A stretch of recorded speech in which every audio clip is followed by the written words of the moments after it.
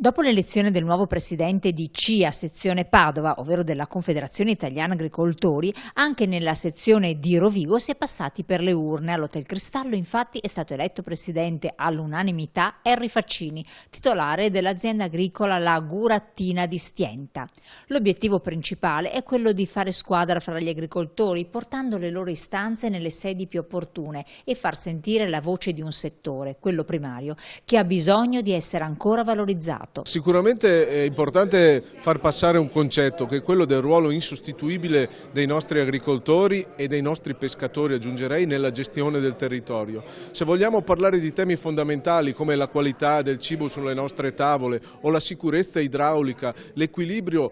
armonioso tra l'uomo e l'ambiente, non possiamo prescindere dal lavoro quotidiano che fanno i nostri agricoltori e i nostri pescatori. Una molteplicità di settori di intervento che naturalmente non possono tralasciare quello che è il tema della sicurezza idraulica e quindi della capacità di far sì che i nostri consorzi di bonifica continuino a dare quelle risposte che hanno sempre dato, ma che necessitano di investimenti e di consumo di risorse energetiche molto importanti. Una particolare attenzione è stata data a vari temi come quello dei mutamenti climatici, con il rischio delle gelate tardive che metterebbero in difficoltà i frutteti, quello del fotovoltaico a terra che dovrebbe avere una corretta pianificazione a livello territoriale per accelerare la transizione ecologica, e quello delle trivellazioni nell'area dell'Alto Adriatico che rappresenterebbe invece un ulteriore danno al territorio polesano a causa della subsidenza. La sfida che ci siamo posti come CIA è quella di rimettere al centro l'agricoltore. Sentiamo continuamente parlare di sostenibilità,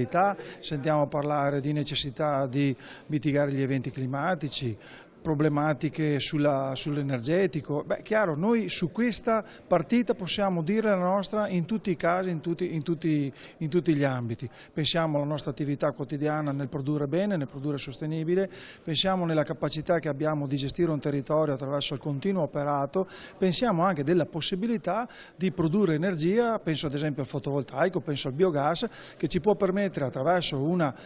programmazione sostenibile, quindi non destinare le derrate alimentare all'utilizzo dell'energia, ma trovare un equilibrio tra la produzione alimentare e la produzione energetica, ci può rivalutare e riconsegnare quel ruolo che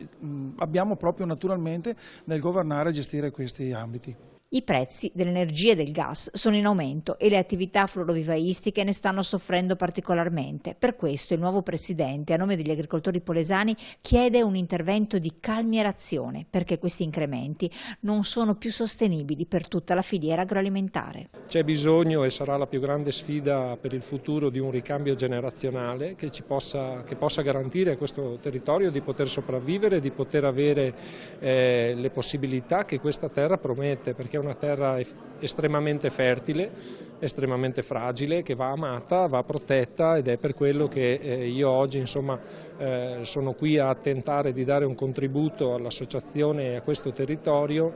per poter tentare di dare il giusto riconoscimento a questa lingua di terreno, il polesine, che avrebbe molte opportunità da dare, ma vanno spinte sia sul piano politico che sul piano amministrativo e anche delle associazioni stesse, che attente dovranno essere puntualmente presenti nelle